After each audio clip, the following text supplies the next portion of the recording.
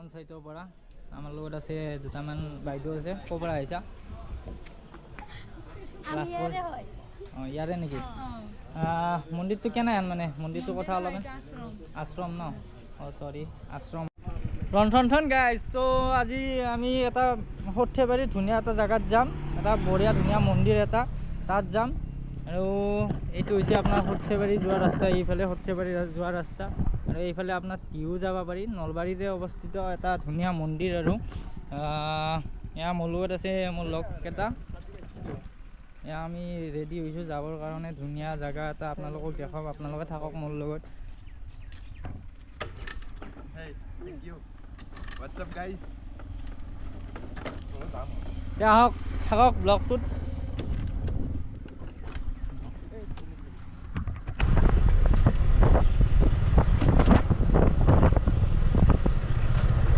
আমাৰ এইটো সৰ্থেবাৰী চক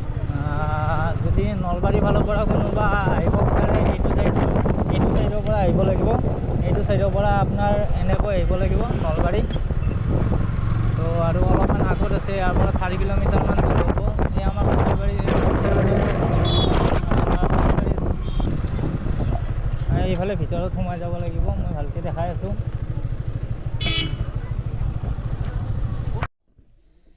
ইয়াৰ ভিতৰত যোৱা ৰাস্তা এইটো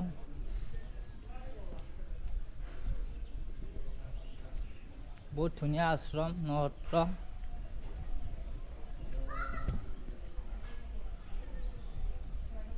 ভিউ দেখাইছোঁ আপোনাৰ ওপৰৰ পৰা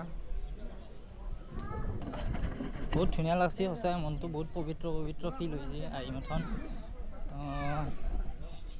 নাই আৰু ধুনীয়া জেগা আহক আপোনালোকেও আৰু দেখাই আছোঁ আপোনালোকক ভিতৰত বহুত ধুনীয়া ধুনীয়া জেগা আছে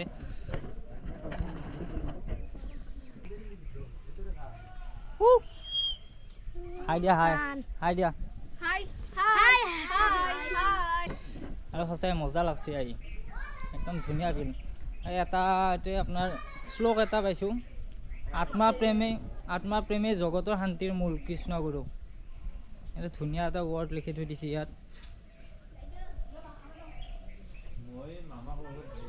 আৰু ইভাগে যাম আমি প্ৰথম ফাৰ্ষ্ট ইয়াৰ পৰা আহোঁ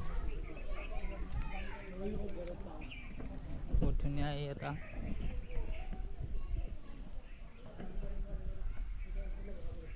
তোমালোক কি আশ্ৰমৰে নেকি তোমাৰ নামটো গীতাশ্ৰী ন আৰু তোমাৰ অলপমান কৈ দিয়া তোমালোকৰ আশ্ৰমখনৰ কথা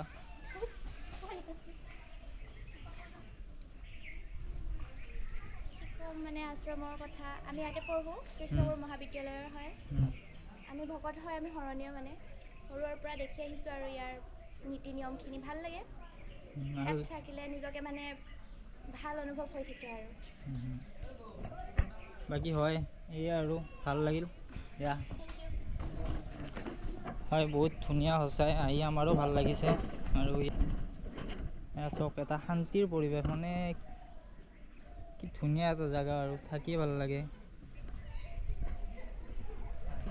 চব ওপৰত দেখাইছোঁ এইটো এটা এইখন এখন নসত্ৰ আশ্ৰম হয় দেখাইছোঁ ভালকৈ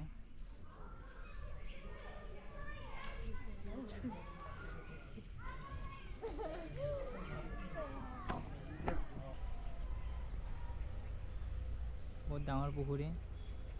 আৰু এই একদম পৰিৱেশটো চক বহুত খালোঁ আমি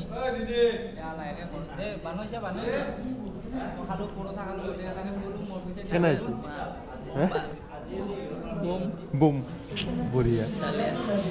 কি খালা সেই ডাইনাছৰৰ